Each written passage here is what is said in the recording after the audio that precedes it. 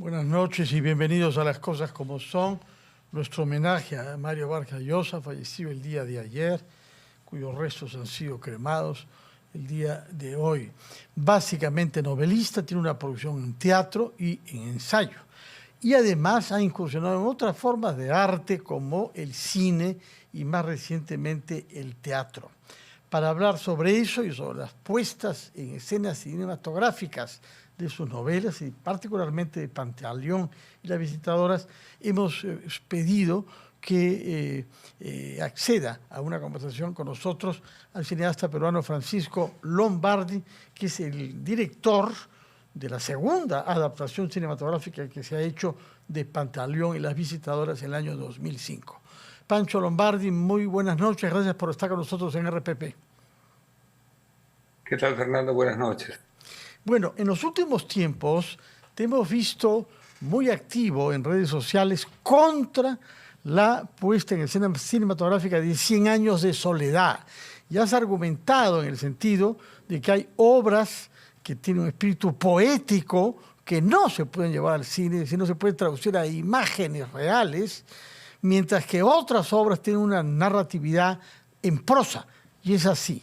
Supongo que tú calificas en esta segunda categoría a las obras de Mario Vargas Llosa. Absolutamente. Las obras de Vargas Llosa son especialmente adaptables al cine, dependiendo evidentemente de cada una. Tendrá cada una forma de producción distinta, ¿no? De abordarse, pero claro, el tipo de literatura de Mario, que es un tipo de literatura realista, está muy cercano a lo que puede ser una lectura cinematográfica de sus obras. Por eso es que yo me he animado a adaptar dos de sus obras, La ciudad de los perros Sí. y Pantaleón y las visitadoras. Respecto de Pantaleón, en realidad tú has asumido un riesgo, un desafío difícil, porque ya había habido un intento de hacer una película buena sobre la base de la misma novela, creo que 30 años antes, año 75, en la que Mario había sido codirector y en la que había actuado también, y sin embargo ha pasado a la historia del cine como un desastre, ¿no? ¿Cómo así? Pese a ese mal antecedente, tú te decides hacer una nueva versión que fue esta vez un gran éxito. Bueno, precisamente por eso, porque me había parecido que la primera versión, de la cual el propio Mario estaba muy descontento, me parecía que podía hacerse una mirada mucho más interesante, más justa, ¿no? Con la novela de la que se había hecho. Eh, lo que pasa es que el cine y la literatura son dos disciplinas artísticas muy diferentes, y en algunos sentidos tienen mucho vínculo, mucha relación, pero son distintas en cuanto a dirigir una película y a escribir un libro, ¿no? Son talentos diferentes. Y Mario, que es muy aficionado al cine, que era muy aficionado al cine, tuvo la tentación, digamos, de dirigir una película, pero evidentemente su talento estaba pues en escritura, ¿no? Un talento absolutamente gigante, ¿no? Por algo es el peruano, pues, más yo no creo que ningún peruano pueda ser tapa de diarios de hoy, su fallecimiento está en todos los periódicos del mundo, ¿no? Y eso los peruanos debemos saberlo valorar, porque durante mucho tiempo se han dicho, o sea, uno ha tenido la sensación de que no ha sido lo suficientemente valorado por la sociedad peruana cuando ha sido un peruano de una importancia mundial.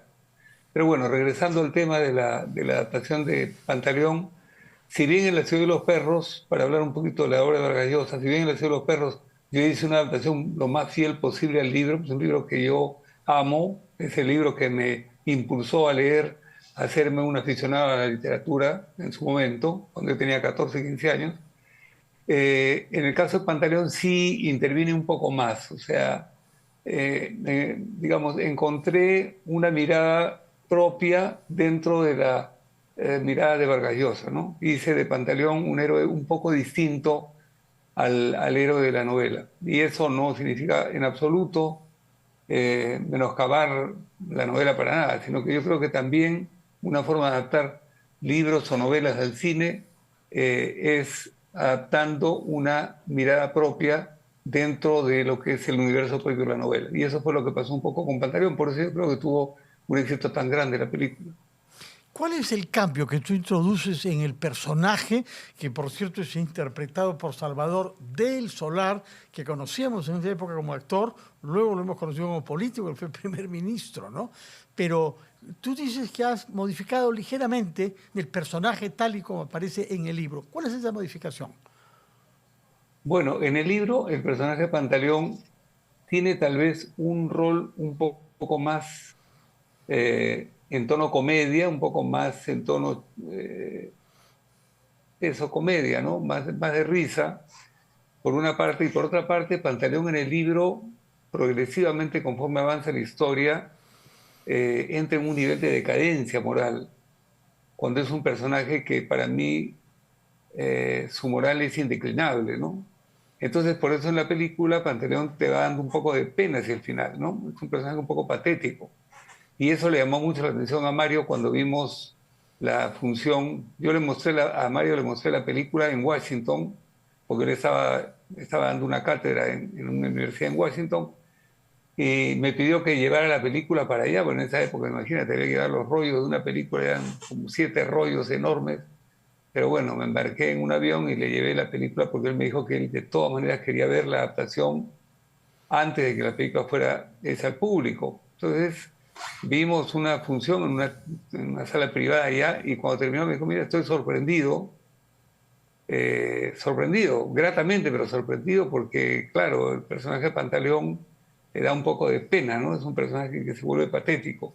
Y efectivamente, ese es un poco el cambio, ¿no? Un personaje que se vuelve dramático. El momento, por ejemplo, en que Pantaleón despide a la brasileña, que en la película se convierte en la colombiana, eh, está prácticamente haciendo un discurso casi llorando y en verdad es conmovedor. Es una mezcla de como de llanto y de risa, ¿no? Porque es un poco absurdo todo lo que dice, pero llega a ser conmovedor. A mí me conmovió. En el momento que lo filmábamos, me conmovió. Y Salvador mismo, el actor, se conmovió profundamente porque hay momentos que se le escapan algunas lágrimas.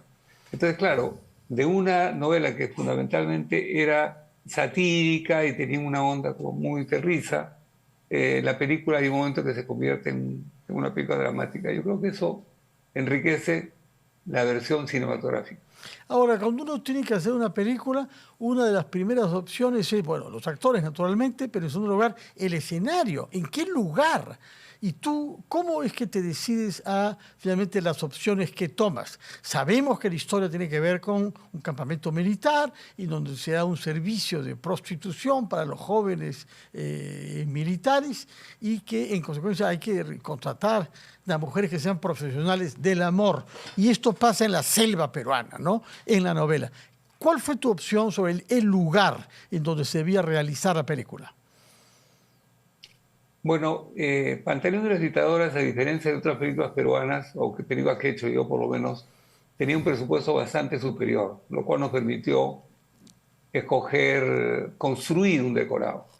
O sea, el lugar donde se instala Pantaleón, que en la novela se llama Pantilandia, es como el lugar donde él ejercía un poco su trabajo, fue construido por un diseñador, por un director artístico local, y entonces pudimos trabajar como si estuviéramos en un set, pero en plena selva de Iquitos, ¿no? Estábamos más o menos a 1 hora y media de Iquitos, íbamos todos los días en unas lanchas, todo el grupo de producción, que era bastante numeroso, con las visitadores y con todo el equipo técnico, y nos trasladábamos todos los días y regresábamos todos los días a Iquitos. Esa fue la rutina de las 12 semanas que duró la filmación. Una filmación muy larga. El escenario es el escenario de la selva natural, pero, como digo, construido un decorado en medio de la selva. Yo creo que esa es una de las cualidades que tuvo la película en la medida en que me permitió toda la comodidad de trabajar como si estuviera en un set, como si estuviera en una ciudad, ¿no? Claro. Ahora, respecto de la opción por los actores, ya mencioné a Salvador del Solar, pero como principal visitadora, principal prostituta, seamos claros, tú optaste por Angie Cepeda. Explícanos, por favor, por qué, cuáles son los criterios por los que te guías para buscar al actor que encarna a los personajes del libro. Bueno, uno cuando está leyendo una novela, no sé si te pasa a ti, yo creo que todos los lectores tenemos un poco esa tentación, les va poniendo cierto rostro a los personajes de lo que uno va leyendo, ¿no? Entonces, cuando yo leí Pantaleón, eh, digamos ya para hacer la película, ¿no? Ya grande, se me vinieron algunos nombres, algunos rostros, perdón, y uno de ellos fue Salvador, que en ese momento era un actor de teatro muy destacado. Lo había visto en algunas obras de teatro. Era un actor que me seducía mucho trabajar con él por sus cualidades, ¿no? Dramáticas, actorales.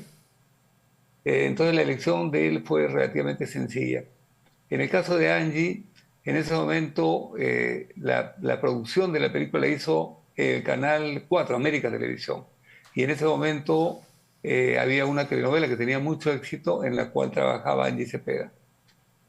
Originalmente yo había pensado en una actriz nacional, pero me invitaron al set de donde se hacía la telenovela esta y conocí ahí a Angie Cepeda. Pedí una reunión con ella, conversé con ella, le conté un poco cómo era la historia para ver si era adaptable. El problema de Angie es que es una mujer muy bella, ¿no? Y a lo mejor era como demasiado voluptuosa y demasiado eh, impresionante como para poder estar haciendo un trabajo como el que se plantea la novela. Pero en un momento determinado yo tomé la decisión de saltarme un poco el mundo del realismo y utilizar, digamos, una serie de personajes femeninos que no eran exactamente el tipo físico que lo que podría ser, digamos, un tratamiento realista, jugando un poco con lo que también juega la novela, ¿no? Que por momentos te parece un poco todo tan desmesurado, ¿no? La misma situación de Pantaleón y el mismo esquema de generar este enorme burdel ambulante, tenía algo de surrealista, ¿no? Entonces me tomé la libertad de pasar un poco por encima de ese tema realista y conseguí, hicimos unos ensayos con Angie, que es muy buena actriz, y fue ideal para el personaje. Ha quedado, es casi una leyenda, Angie Cepeda haciendo de, ya no la brasileña de la novela, sino la colombiana, para no forzar, digamos, a que ella hiciera un acento al hablar que no fue el que le correspondía cuando lo hacía tan bien, hablando como era su lengua natural, ¿no? Su entonación natural, ¿no? Su dejo colombiano. Francisco, tú has dirigido también, sobre todo en los últimos tiempos, obras de teatro. Yo recuerdo cuando comenzaste como cineasta, me parece que en el año 77, con una película relativa a una ejecución capital, una de las últimas que hubo en el Perú, del llamado Monstruo de Armendáriz, Muerte al Amanecer. Me parece que ahí comienza tu obra cinematográfica hace 48 años. Más adelante has hecho teatro y has dirigido varias piezas de teatro que han sido puestas en diferentes escenarios. ¿Qué diferencia hay entre dirigir teatro y dirigir cine? Sí, bueno, hay una diferencia absoluta. O sea, en lo único que se parecen, digamos, es que hay un director que está dirigiendo unos actores, pero después en el teatro, eh, el que realmente cuenta es el actor. O sea, el teatro está hecho para los actores. Cuando uno prepara una obra y hace los ensayos y les plantea a los actores el punto de vista que uno tiene y lo que uno quiere conseguir de ellos y lo que uno quiere transmitir con la obra, queda completamente al margen cuando la obra empieza. Es decir, cuando la obra empieza a ponerse frente al público, el director no está, están los actores. Eh, los actores pueden hacer incluso cosas que el director no quiere que hagan. Estoy poniendo como un ejemplo un poco absurdo, ¿no? Pero está la libertad que tiene el actor en el escenario. Entonces ya, inclusive el director no necesita ir a las presentaciones. Es un trabajo previo. Entonces es muy diferente, ¿no? En el cine, el trabajo del director es total, ¿no? Es la persona que ve todos los aspectos, desde el planteamiento inicial de una historia hasta revisar todos los decorados, escoger a los actores, hacer la edición. Es bastante diferente. Yo quería, aprovechando que me das la oportunidad de hablar de Mario también, Por favor, adelante. no olvidarme porque hace un momento me hicieron una entrevista y no lo mencioné. Yo hice una película que se llama Tinta Roja, Sí. en la cual hago un homenaje particular a Mario Vargas Llosa porque hago que el personaje principal, el protagonista de la película, que es este aprendiz de escritor que quiere empezar a trabajar en un diario, eh, es una especie de encarnación de Mario Vargas Llosa cuando Mario Vargas Llosa era joven y empezaba. Inclusive hay una serie de juegos entre el editor del diario este, interpretado por Gianfranco Obrero, en donde juega con el tema de Vargas Llosa y hay una broma, pero que es un homenaje en realidad a lo que fue Vargas Llosa, porque Vargas Llosa para mí fue una inspiración en todos los aspectos, ¿no? En todos los aspectos de la vida, como escritor, como creador, y aun cuando uno pudiera tener diferentes opciones en sus comentarios políticos, nunca dejé de rescatar la absoluta honestidad y la absoluta coherencia que tuvo Mario siempre con sus principios. En ese sentido me parece un peruano absolutamente admirable. Y nada, le quise rendir un homenaje en esa película, ¿no? A través del Sí, cine, aparte de haber adaptado dos obras literarias sí, de sí, él. efectivamente. ¿Se te ha preguntado si tú dirigirías una película sobre la vida de Mario Vargas Llosa y te has mostrado reservado frente a esa posibilidad? Sí, bueno, hacer una biografía no es un tema que me resulte cómodo a mí, ¿no? Una biografía, para empezar, es algo sumamente extenso. Yo normalmente me trato de centrar en episodios relativamente cortos, ¿no? Para poder profundizar en lo que quiero hacer. Pero el relato de una vida en una película tal vez podría ser una miniserie, ¿no? Tal vez podría ser una miniserie mucho más factible que una película que dura solamente 2 horas, en la cual puedas tú desarrollar, ¿no? ¿No? Podría ser, eso sí, una miniserie, pero cuando me preguntaron en ese momento de una película, me pareció que la vida de Mario es tan amplia, tan larga, tan plena, que no tendría espacio en una película para darla a conocer. Una pregunta final, Francisco.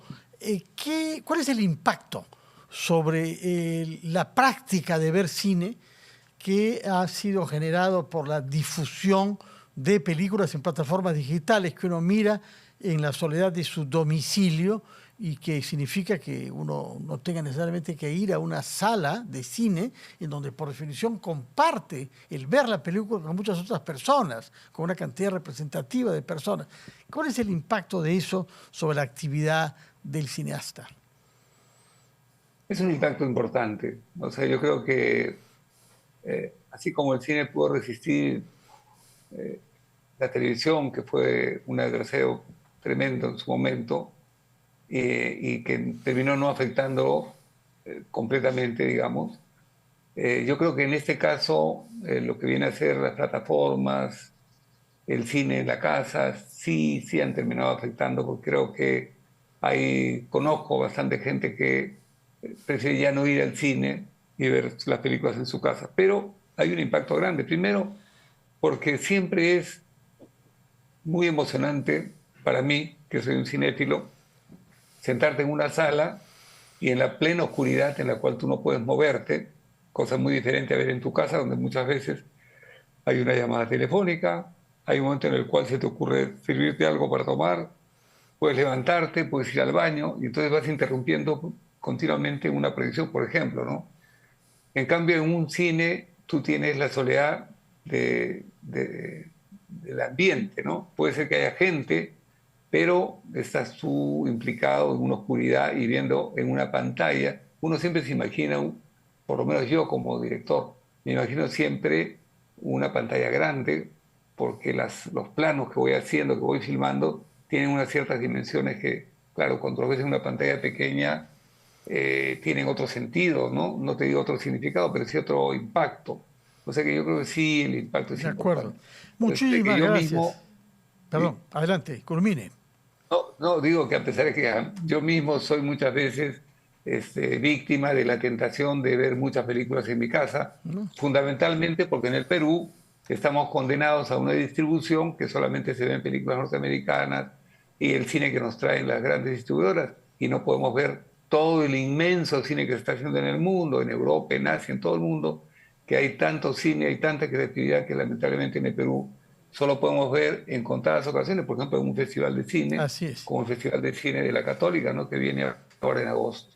Muchísimas gracias, Francisco Lombardi, cineasta, director de teatro, que ha querido testimoniar su admiración por Vargas Llosa, que ha sido, nos ha dicho, un personaje inspirador para él, para usted, Francisco, de la misma manera que le ha rendido homenaje, nos ha recordado en un personaje de una película que no tiene que ver con las novelas de Vargas Llosa, son dos las que le han llevado a la pantalla, La ciudad de los perros y Pantaleón, pero nos ha hecho recordar que hay un personaje inspirado en el joven Vargas Llosa, periodista de los años 50, en una película Tinta Roja. Muchísimas gracias, Francisco Lombardi, y bueno, nos acompañamos en el duelo que significa la desaparición de Mario Vargas Llosa. Muchas gracias por este Tremendo. tiempo dedicado. Muchas gracias, Fernando, a ti. Gracias, Francisco Lombardi, cineasta.